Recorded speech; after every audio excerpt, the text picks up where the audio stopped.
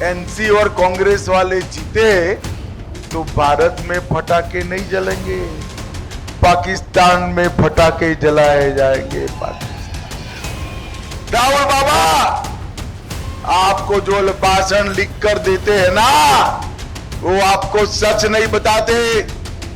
भाइयों बहनों, जम्मू कश्मीर में सबसे ज्यादा राष्ट्रपति शासन अगर किसी एक पार्टी ने डाला है तो वो कांग्रेस ने डाला है, कांग्रेस ने डाला है।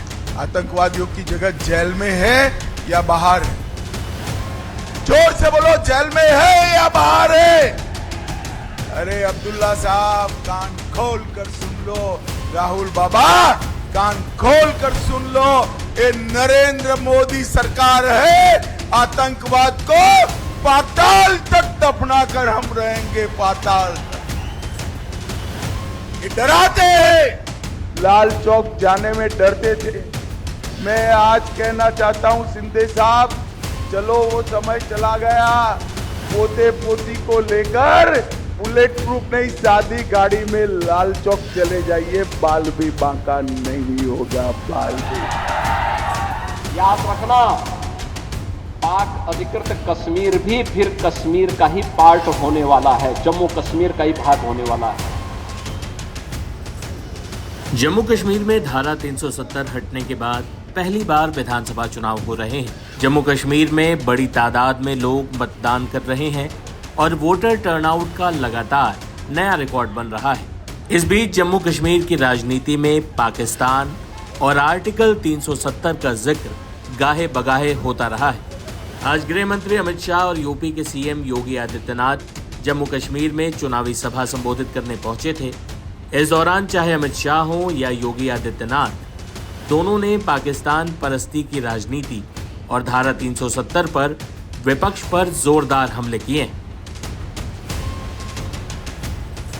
याद रखना, जम्मू कश्मीर यहां पर चुनाव के माध्यम से दुनिया के अंदर जो संदेश गया है,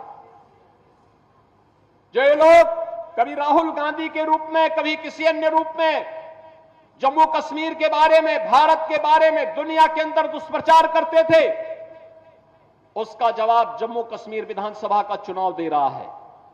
भारी संख्या में मतदाताओं का मतदान के लिए उमड़ना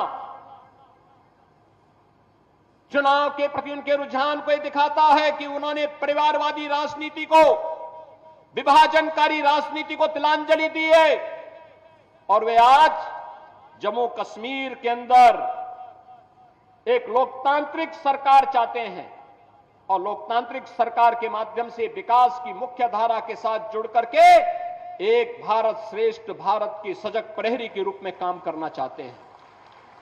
बहनों और भाइयों, शांतिपूर्ण तरीके से चुनाव और भारतीय जनता पार्टी की यहां पर वापसी, याद रखना, पाक अधिकृत कश्मीर भी फिर कश्मीर का ही पार्ट होने वाला है, जम्मू कश्मीर का ही भाग होने वाला है। और यही तो हलचल है पाकिस्तान में। वे अपने लोकतंत्र को बचा नहीं पाए, उनको अपने लोकतंत्र को बचाने के लिए मशक्कत करनी पड़ रही है और मशक्कत करते करते आज पाकिस्तान इस स्थिति में पहुंच गया है कि वहां पे 1 किलो आटा के लिए भी लाले पड़ रहे हैं।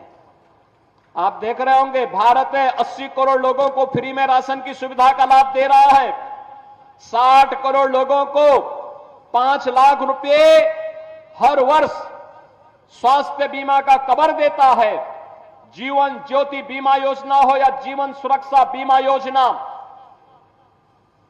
12 करोड़ किसानों को किसान सम्मान निधि का लाभ दे रहा है, 10 करोड़ गरीबों के घर में शौचालय का निर्माण कर दिया है, 10 करोड़ गरीबों को उज्ज्वला योजना का फ्री का सिलेंडर उपलब्ध करवा चुका है। एक तरफ भारत है और दूसरी तरफ पाकिस्तान है, रोटी के लाले पड़ रहे हैं। स्वाभाविक रूप से भिखमंगा पाकिस्तान आज अपने आप को नहीं संभाल पा रहा है। कहीं पर पाक अधिकृत कश्मीर उससे अलग होने की आवाज उठा रहा है। वो कह रहा है कि हमें भी तो अधिकार था जम्मू कश्मीर के चुनाव में भाग लेने का, और जम्मू कश्मीर के चुनाव के साथ पाक अधिकृत कश्मीर में भी, मुर्शिदाबाद में भी अगर चुनाव होता ना तो और अच्छा संदेश जाता, लेकिन संदेश आपको देना है इस चुनाव के माध्यम से। कांग्रेस के गृह मंत्री थे सुशील कुमार शिंदे साहब, इन्होंने कहा कि मैं देश का गृह मंत्री था मगर लाल चौक जाने में डर लगता था। अब बताइए साहब, उनके गृह मंत्री लाल चौक जाने में डरते थे।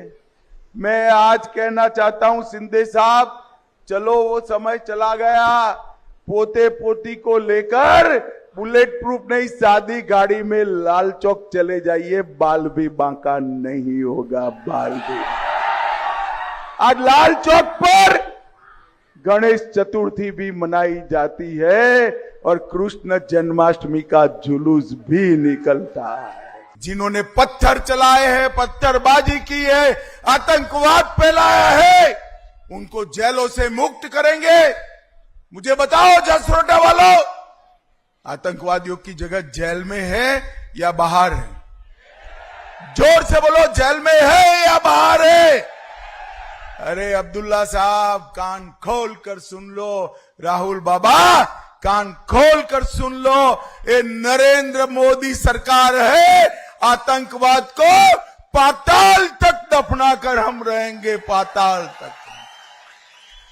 ये डराते हैं कि जम्मू में आतंकवाद आएगा।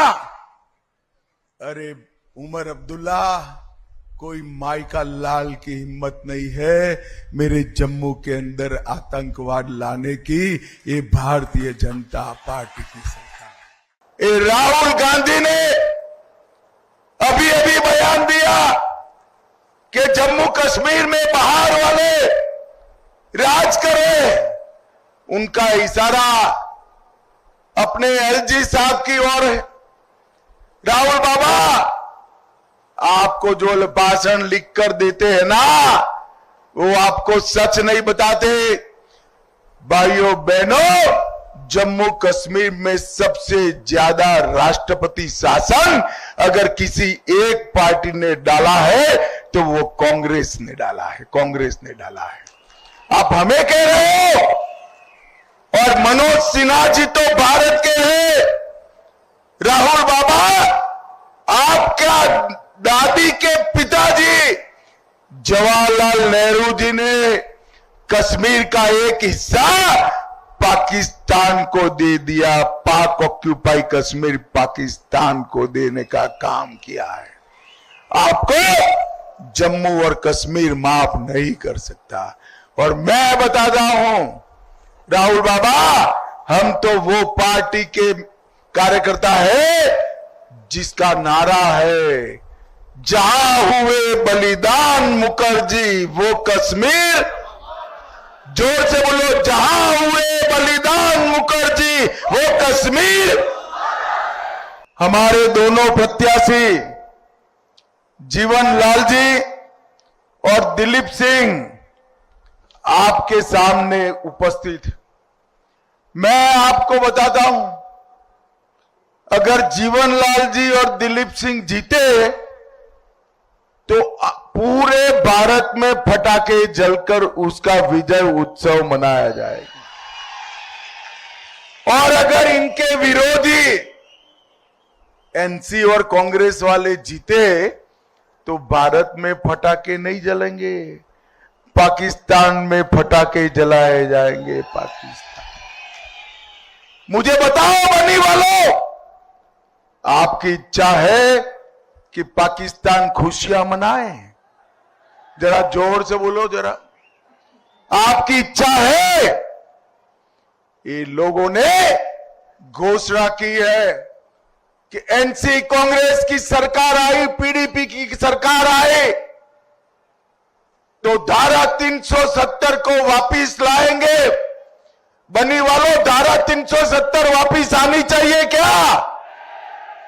उन्होंने घोषणा की है कि शंकराचार्य चोटी का नाम बदल देंगे। बदलना चाहते हो क्या?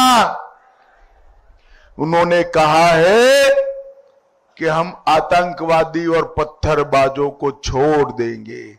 आप छोड़ना चाहते हो क्या?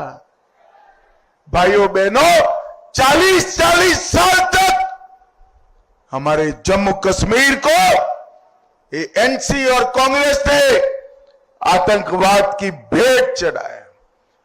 बहुत समय के बाद मोदी जी आए, मोदी जी ने आतंकवाद को पाताल जितना गहरा दफनाने का काम मोदी जी ने